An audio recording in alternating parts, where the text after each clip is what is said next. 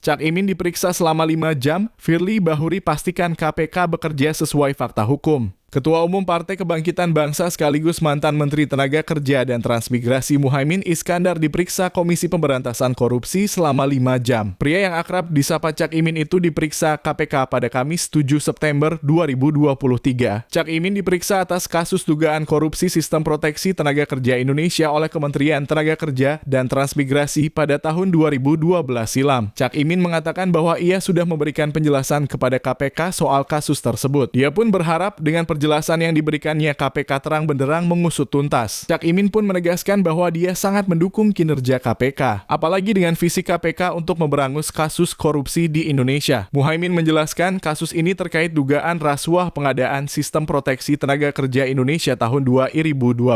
Ia pun mengungkap bahwa ada 3 tersangka dalam kasus tersebut. Sebelumnya, KPK mengaku membuka penyidikan baru terkait dugaan rasuah pengadaan Sistem Proteksi TKI di Kemenaker. Diduga sistem atau perangkat lunak yang dibuat dan memiliki nilai sekitar 20 miliar rupiah itu justru tidak berfungsi dengan semestinya. Hanya komputer atau perangkat kerasnya saja yang dapat digunakan untuk mengetik. Lembaga anti rasuah ini pun mengungkapkan bahwa ada dugaan kerugian negara dalam kasus tersebut. KPK juga telah menetapkan 3 orang sebagai tersangka dalam kasus ini dan sudah dicegah bepergian ke luar negeri. Mereka terdiri dari 2 aparatur sipil negara dan 1 pihak swasta. Namun identitas para tersangka dan konstruksi perkara dugaan korupsi itu bakal dipublikasikan saat penahanan dilakukan. Berdasarkan informasi yang dihimpun, salah satu tersangka itu adalah Sekretaris Badan Perencanaan dan Pengembangan Kemenaker, Inyoman Darmanta. Kemudian Reina Usman yang saat kasus ini terjadi menjabat sebagai Dirjen Pembinaan Penempatan Tenaga Kerja dan Transmigrasi serta pihak swasta bernama Karunia. Sementara itu, Ketua Komisi Pemberantasan Korupsi, Firly Bahuri buka suara terkait pemeriksaan Cak Imin sebagai saksi kasus dugaan korupsi di Kemenaker tahun 2012.